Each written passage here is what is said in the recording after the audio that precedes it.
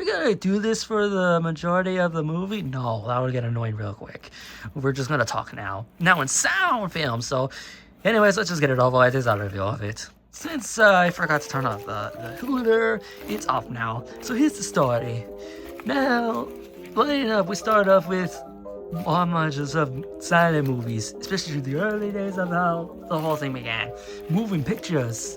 So afterwards, minions do hike up all the way to the trip to the moon, where they meet them straight away and they try to find more bosses, but they can't find any. So, well, and then afterwards they run into the cowboy shadow running the bank, and they realize you should be our boss, and then just follow him, and then they cause panic in that day. So, and then they meet homages to Hollywood stuff, and then they realize this is a movie, you ruined it, I'm screwed.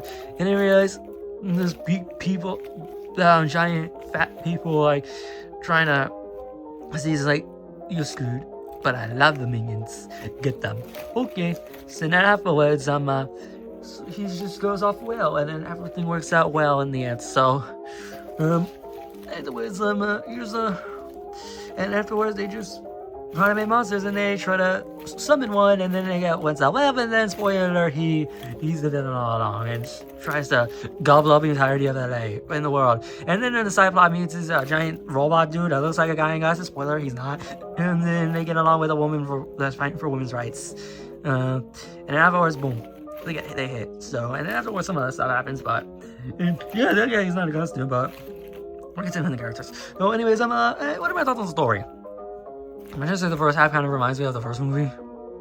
I don't know why. The first Minions movie, by the way. I'm not. I want to specify all of them, and then we'll be here all day. So, anyways, to be honest, what I think, I don't know. To be honest, the first act is pretty much like they don't really get to the movie stuff until like later, near the second half.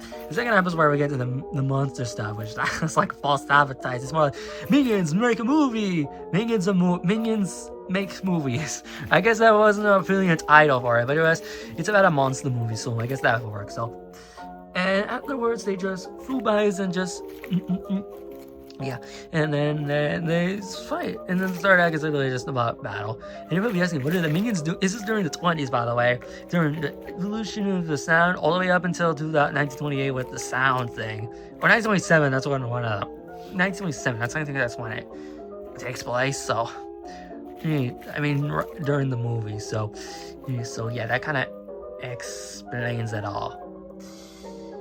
But to be honest with the story, it picks up during the second half. The first half really is good, but I think when you get to LA, that's when it becomes good. So suddenly I didn't realize this is like a repeat of the first one, of the first Minions movie. I kind of specify that, but nope, it's not. And I just realized it gets better over time. So it slowly gets to it, but it is what it is. But it is what it is. So yeah, overall, I think the story here is just passable at best. It's fine, but not really expecting much from Minions 3. Wow, this is something imaginable. Here's the animation. Okay, let's just be real with you. I want to try to compare this to the other Illumination movie that came out months ago, Mad Galaxy, because I feel like, yeah, we know of how the Illumination is good, but with this one, Minions, what else can I say about them? I mean, it's the Minions. I know the character designs are usually the most cliche thing, like insulting, like, this is all Illumination can design, like, how do the character designs, besides animals and the Mars stuff. Although, I always wonder what Illumination design, how Illumination's Mars designs would look if they were designed without Nintendo involvement. They just hold the rights and something like that, but that's a whole different discussion to a different story. But what we're focusing on is the animation. But I think the animation just good, but it's just passable to say the least. Because one, what are you expecting if the area is pretty much LA during the 1920s, especially when they only have one studio? There's not like a bunch of them because it's just the two fat guys. I think they're called the Wright Brothers.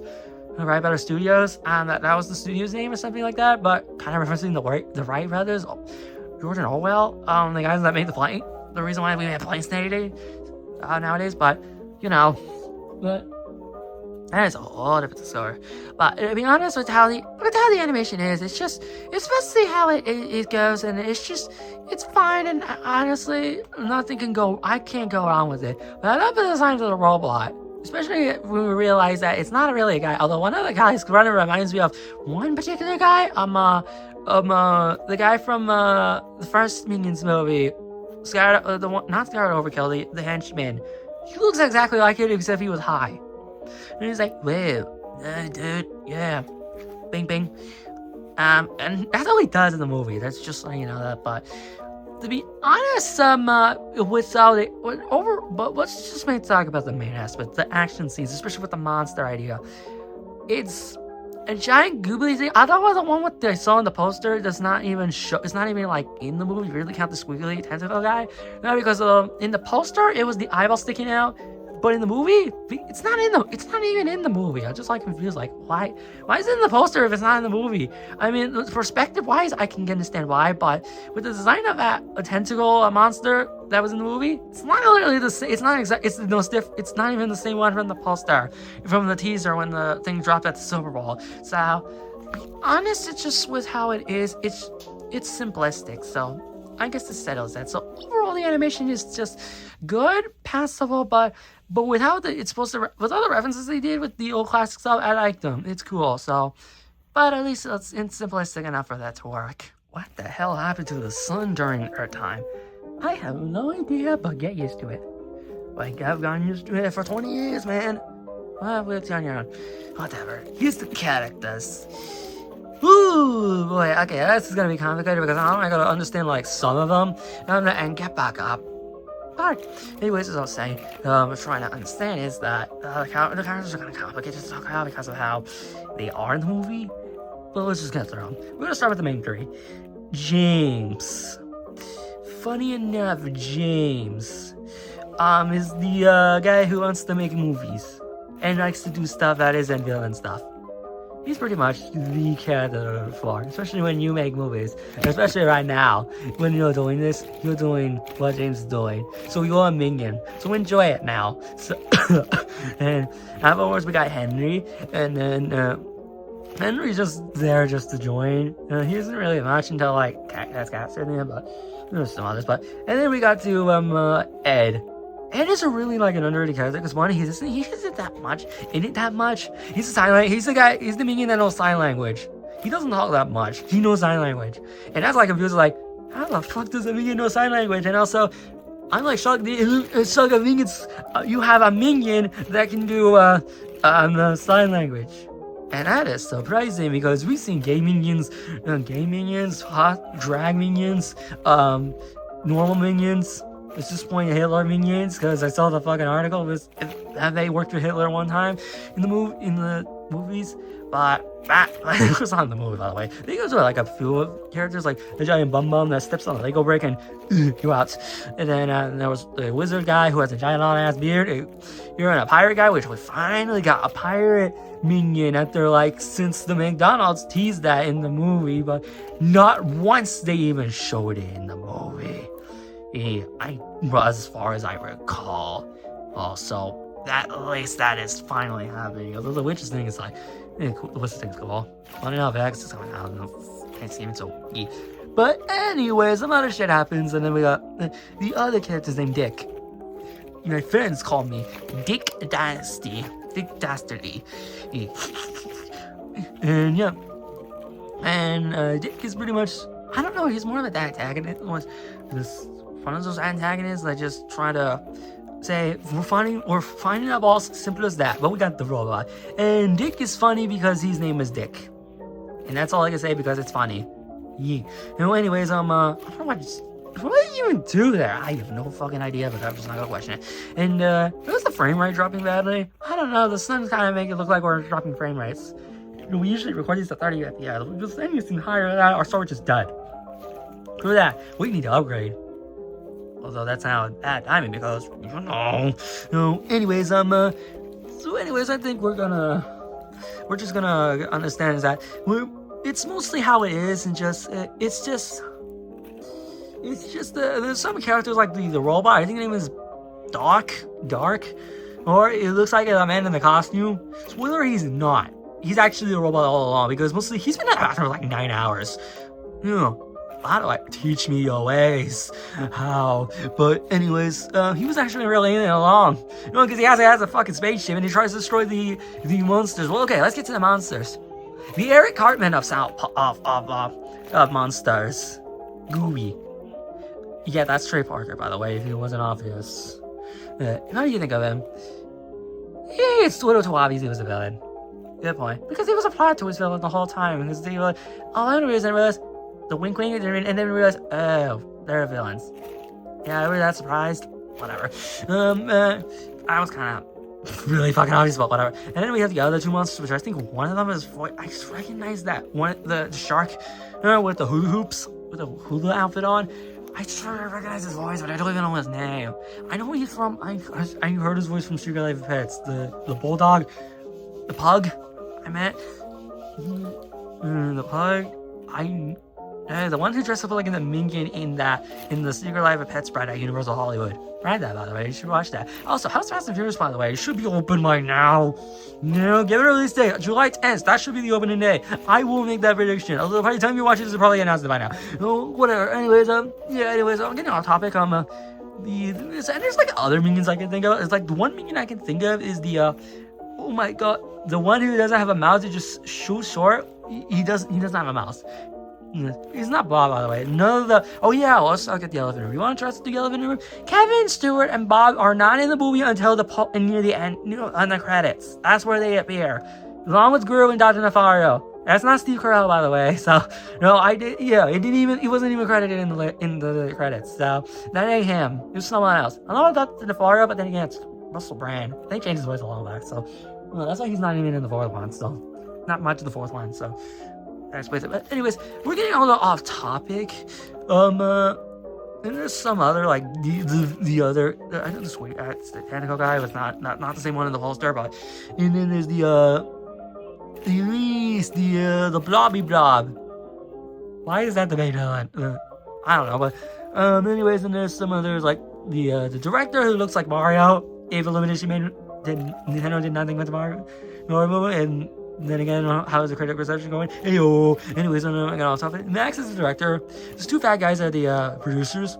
And anyways, Minkas will never win an Oscar. And they have merchandise. Wow, they're really fucking self-aware about that shit. So, and they don't give it out an Oscar. They get out a banana Oscar, which I'm pretty sure the Oscars are probably gonna do that next year for the next year's Oscars. We're going around and doing that again, unless someone else is doing it. I don't want to say Mr. Beast, but please, no. I don't want YouTubers hosting Oscars. I know the YouTube thing, they're gonna post it on YouTube in 2029, maybe or 8, maybe during the 100th annual or the 101st, but no. That's not, I don't do no goddamn thing about movies. Do this rather than just guys that's gonna be in Angry Birds movie 3 and probably just have a one fucking line in the movie, like in Cup of Hand 4. Wow, we are getting so off topic. Overall, what do we think of the characters? They're fucking minions. What else you gonna say? Yeah, one good point. Overall, they're minions being minions shit. And the lady gets the lady who's fighting for women's rights gets the love too. So I think we all vote on a valuable list today. Yeah, even if you're a guy in a robot costume, you can still get bitches. And I do mean that weirdly, because if that robot guy can get bitches, then so can you.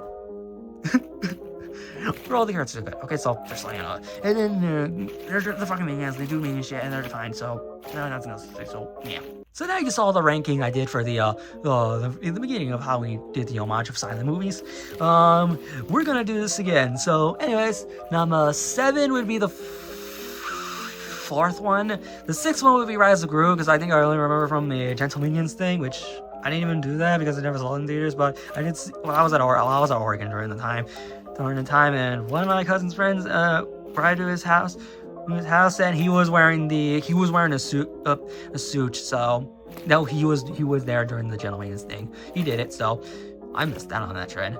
At least we got that for Mario, the first Mario movie, and then I didn't see anybody in the Galaxy. So we're doing that in Galaxy. So yeah. That sucks. And then nobody did it for this year, by the way. But anyways, going on topic. Number 5 would be the third one. Number 4 would be the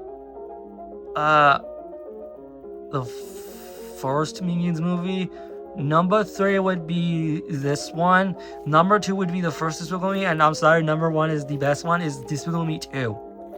I'm sorry, I have nostalgia biases, but that movie's amazing. Fucking yeah, fuck the haters. Anyways, overall, what do I think of the Minions and Monsters? This movie has a 94% on Rotten Tomatoes, and it's certified fresh, so that kind of shows this somehow got a higher rating than Mario fucking Galaxy, and that's a fucking timeline we are on. But what about Sonic? Fuck them. Anyways, as I was saying, overall, Minions and Monsters is good. It's mostly an homage to Hollywood. I'm pretty sure that's why they like it. But to be honest, Illumination somehow made it one of the best movies in a long time, and that's kind of fucking shocking to say the least. Wow.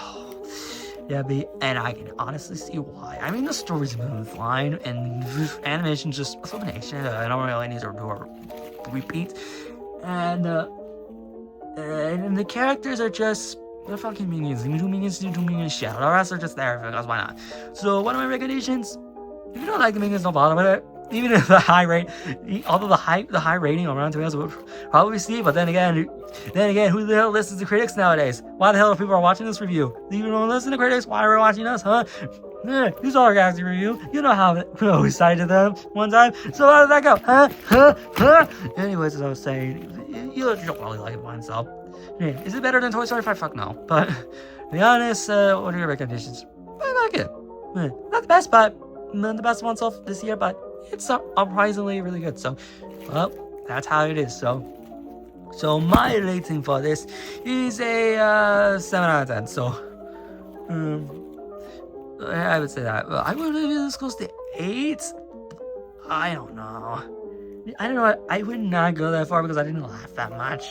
To be honest, but it is what it is. So, anyways, I guess that's it. So, are we just gonna go back to doing silent form when we kind of get back? Pretty much. Alright, I guess that's that. So, well, at least we get to do more silent film treatment by having text in there. And by that, nobody understands what the hell we're saying. So, I guess that's it. So, it's time for us to go back.